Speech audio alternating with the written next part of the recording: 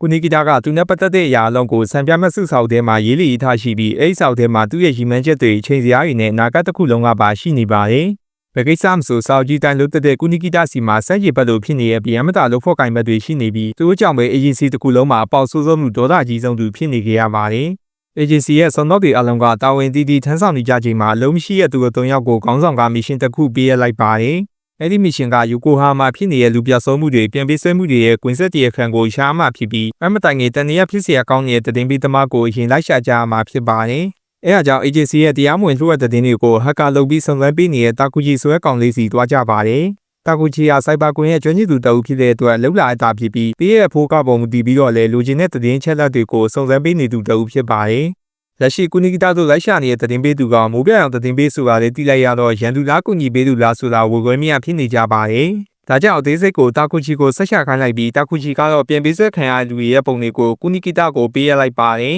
။ခဏကြာတော့တင်ပေးပြောတဲ့အတိုင်းပြန်ပေးဆွဲခံရသူတွေရှိရဲ့စွန့်ပစ်စေးရုံကြီးကိုတက်စီငှားပြီးသွားကြပါတယ်။တက်စီမောင်းသူကတာမန်ကားဆရာတီလို့မဟုတ်ပဲအရင်ကတရုတ်ဆောင်လို့လောက်ကင်ခဲ့ပြီးလက်ရှိမှာတော့တက်စီမောင်းရင်းနဲ့အေဂျင်စီရဲ့တင်ပေးလုံးနေသူဖြစ်ပါတယ်။ဒီပြန်ပေးဆွဲမှုကပတ်စံတောင်းလာပြီးပါလိမရှိရမှုဖြစ်နေလို့အလုံးအတွက်တန်တရားဝေစီရာကောင်းနေပြီးဓာတ်ပုံတွေကကားဆရာတွေ့ခဲ့လူနှစ်ယောက်ကလည်းမျက်မှတ်တထားရဲ့အတွက်ကူနီဂီတာတောင်ဒီမှုနဲ့နာမည်ကြီးသွားနိုင်ငယ်ဆိုပြီးဒီဇိုင်းကစောင်းနေပါတယ်။ဒါကြောင့်ကူနီဂီတာရဲ့ဒေါ်လာကငယ်ဒိတ်ထိရောက်လာခဲ့ပြီးဒီဇိုင်းကိုတလန်လုံးတမလာရကနေစေယုံပြည့်ကြီးရှိရောက်လာခဲ့ပါတယ်။စေယုံတစ်ခုလုံးကတိတ်ဆိတ်ချောက်ကြားစရာကောင်းနေခဲ့ပြီး၃ယောက်သားစကားတပြပြနဲ့ရှောက်လာရကနေမြေရောက်ခန်းကအတန်တစ်ခုကြားလို့တဲတန်ပြီးသွားကြပါတယ်။အဲ့ဒီတန်ကမှန်လုံးရေကန်ထဲမှာပိတ်မိနေတဲ့မိမလာလေးရဲ့တန်ဖြစ်ပြီးကူနီဂီတာကတော့မြင်မြင်ချင်းမှန်ကိုပြစ်ခွဲလိုက်ပါတယ်။မေဂရီရဲ့နမီကဆာစကီတိုကျိုတက္ကသိုလ်မှာတာဝန်ကျနေတဲ့ဆရာမတစ်ယောက်ဖြစ်တဲ့အပြင်12ယောက်မြောက်ပြန်ပြီးဆွဲခံရသူလည်းဖြစ်ပါတယ်။ပြန်ပြီးဆွဲသူရဲ့မျက်နှာမူရာကိုမေးကြည့်တော့ဘူတောင်မာတင်တတိမိတော်ရဲ့အတွက်မျက်နှာမပြောနဲ့ဘာဖြစ်ခဲ့လဲဆိုတာတော့မသိဘူးလို့ပြောလိုက်ပါတယ်။ဒါပေမဲ့သူမရင်နေတဲ့အချိန်တော်တွင်မှာလူတွေရဲ့အော်တန်ကိုကြားနေရတဲ့ဆိုပဲပြောစကားကြောင့်ကျန်တဲ့ဖမ်းခံထားရတဲ့လူတွေကိုနေရာနဲ့လိုက်ရှာကြပါတော့တယ်။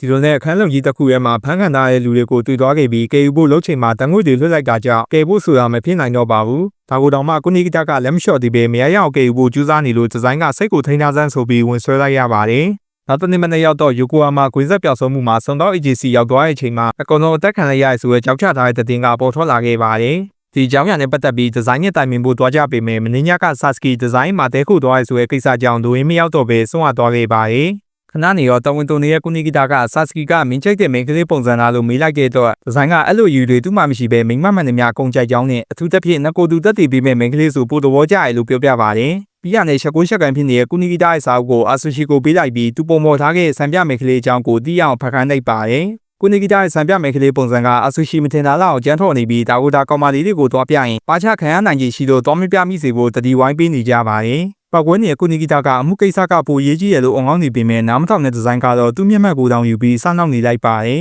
။ဒီစောင့်နှောက်မှုကြောင့်ပဲကူနီဂီတာညံပွင့်လာပြီးတရခံပြီလဲဆိုတာတည်သွားခဲ့ပါတယ်။ဒီလိုနဲ့ပြန်ပေးဆွဲမှုဖြစ်ပေါ်ခဲ့တဲ့နေရာကိုကားဆရာနဲ့သူရောက်လာခဲ့ကြပြီးတရခံကဘလူးလဲဆိုတာကိုကြကြလက်ကြနဲ့ပြောပြပါတော့တယ်။တကယ်တရခံစစ်ကကားဆရာကိုတိုင်ကဖြစ်ပြီးခီးတဲ့တွေကိုဓာတ်ငွေနဲ့အိပ်ပျော်သွားအောင်လုပ်ကြံပြီးမှတတိမိနေတော့မှပြန်ပေးဆွဲလိုက်တာဖြစ်ပါတယ်။လူရတဲ့အကြောင်းကြီးကလည်းမြေရောက်လောကမှာကိုရင်းကာရီတို့မှောင်ခိုစည်းကွက်တစ်ခုရှိရကြောင်းအမြန်ဆုံးတွေမြင်မြင်ရအောင်တယောက်တည်းလှုပ်ရှားပြီးလူတွေရဲ့ကိုရင်းကာတွေကိုကုန်ပစ္စည်းအနေနဲ့ရောင်းစားနေရဖြစ်ပါတယ်။ရဲရည်တတိမထားမိတာကလည်းပြန်ပြီးဆွဲခံရသူတွေအကုန်လုံးကပျောက်သွားပြီးနောက်နေ့မှပဲလုံဝခြေရခံမရတော့တာကြောင့်ဖြစ်ပါတယ်။ရှင်းအောင်ပြောရရင်ကားဆရာကပြစ်မှတ်သူတက်စီပေါ်တက်လာပြီးဆိုတာနဲ့တတိမိသွားအောင်လုပ်လိုက်ပါတယ်။ပြီးရတဲ့သူတို့ဝတ်တဲ့အဝေစားတွေလက်ဆွဲတွေကအစားအကုန်ယူဝေးလိုက်ပြီးသူတို့ပုံစံအတိုင်းဟန်ဆောင်နဲ့ဟိုတယ်တွေမှာချိန်လိုက်လုပ်ခဲ့ပါတယ်။ဒါကြောင့်ပဲဆေးရုံမှာဖမ်းခံထားတဲ့လူတွေအကုန်လုံးကအောက်ခံပေါင်းမိရင်နဲ့ရှိနေကြဖြစ်ပါတယ်။ရဲတွေကပျောက်ဆုံးသွားတဲ့လူတယောက်ကိုကင်မရာကနေနောက်ဆုံးတွေ့လိုက်ရတဲ့နေရာကိုမှတ်ထားလိုက်ချိန်မှာတကယ်လူစစ်ကပြန်ပြီးဆွဲခံရပြီးပါပြီ။ဆာစကီကိုပြန်ပြီးဆွဲတော့ကလည်းသူမတူရနေယောဂကြောင့်ဘူဒါယုံမာမီတဲ့နေရောဆေးရုံပို့ပေးတယ်လို့ပါလို့နဲ့ပြန်ပြီးဆွဲခဲ့ရဖြစ်ပါတယ်။အားလုံးမှုဖြစ်စဉ်တွေကိုတည်သွားကြပြီဆိုတော့ကားဆရာကလည်းမငင်းတော့ပဲသဘောတူညီချက်တစ်ခုတောင်းလိုက်ပါတယ်။တကယ်ရောကားဆရာကခိုင်းတဲ့အတိုင်းလုပ်ခဲ့တာဖြစ်ပြီးကိုတွင်းကာဒီကိုရောင်းဝယ်ရဲ့ဖွဲ့တီးတစ်ခုကနောက်ွယ်ကနေကျူးကန်ခဲ့ရဖြစ်ပါတယ်။ဒါပေမဲ့စိုက်ကမ်းမာဖီယာကလူတယောက်ကိုပြန်ပြီးဆွဲမိခဲ့လို့လက်ရှိမှာကားဆရာဒုက္ခရောက်နေပြီးအကယ်၍လက်နက်ကင်စုံတော့ဖွဲ့စည်းတာ82နာရီတွင်သူ့တက်ကိုကာဝယ်ပေးမယ်ဆိုရင်အားလုံးကိုဝန်ခံပြီးအမှန်တရားတွေကိုပြောပြပါမယ်လို့တောင်းဆိုလိုက်ပါတယ်။အဲ့ချိန်မှာပဲရုပ်တရက်ကြီးစိုက်ကမ်းမာဖီယာဒီရောက်လာကသူ့ရှိရဲ့ကားကိုဝိုင်းပြပါတော့တယ်။တရားမှာကြောက်တဲ့ကားဆရာကထွက်ပြီးတော့အကြောင်းဒီဇိုင်းကိုလိုက်တွားခိုင်းပြီးအာဆူရှီကိုရောရဲဌာနကိုလိုင်းမိရဲ့နေရာတနေရာကနေအကူအညီလှမ်းတော့ခိုင်းပါတယ်။ကူနီဂီတာကတော့မာဖီယာတွေကိုထိန်းထားဖို့အတွက်သူ့စွမ်းကိုထုတ်သုံးလိုက်ပြီးရောင်စင်ပုံးနဲ့လမ်းကြောင်းရှင်းပေးထားပါတယ်။ အဲ့ချိန်သူရင်ဆိုင်ရမှာကြောက်တဲ့အာကူတာကာဝါရောက်လာခဲ့ပြီးရုတ်တရက်ကြီးဝင်တိုက်ခိုက်တာကြောင့်ဘလို့မှမနိုင်မှန်းတည့်ရဲ့ကုနီဂီတာကရန်သူကိုခွန်အားနဲ့မြင်ဆိုင်တော့ပဲဉာဏ်ပညာနဲ့ပဲအကွက်ကြကြတမထဲလိုက်ပါတယ်။ဒါပေမဲ့ခေသူမဟုတ်တဲ့အာကူတာကာဝါကပြန်အောင်ထွက်လာပြီးပြက်ရှင်းဖို့လှုပ်ချိန်မှာရဲကားရောက်လာတာကြောင့်နောက်တစ်ခါကျမှဆင်းရှင်းကြတာပေါ့ဆိုပြီးထွက်သွားပါတယ်။ကုနီဂီတာကလည်းနောက်တစ်ခါထပ်မပေါ်လာပါစေနဲ့ဆိုပြီးဆူတောင်းနေပါတယ်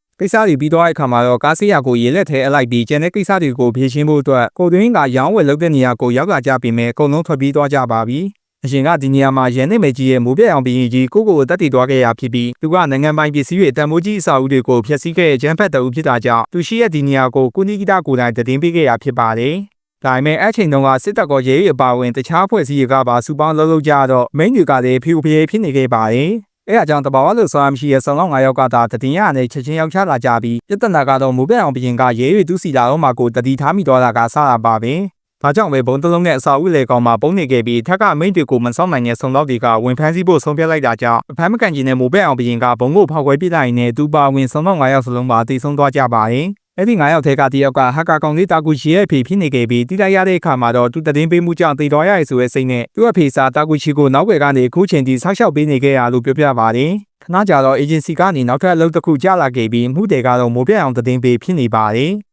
သူပို့လိုက်တဲ့စာကဘုံတလုံးကိုအမြတ်ဆုံးရှာပြီးမနက်ဖြန်ကနေမွေးခင်အထိတက်နိုင်ဆုံးဖြုတ်ပေးဖို့အကယ်၍မဖြုတ်နိုင်ဘူးဆိုရင်ပျက်စီးများစွာနဲ့လူတွေရာကျော်တည်တော်လိမ့်မယ်ဆိုတဲ့စာဖြစ်ပါတယ်။ဒါကြောင့်ကုနီဂီတာကရင်ကပောက်ကွယ်မှုလို့ထပ်မဖြစ်အောင်ဒီတစ်ခါတော့မရရအောင်တားမယ်ဆိုပြီးစိတ်သက်ပြေးထက်နေခဲ့ပါတယ်။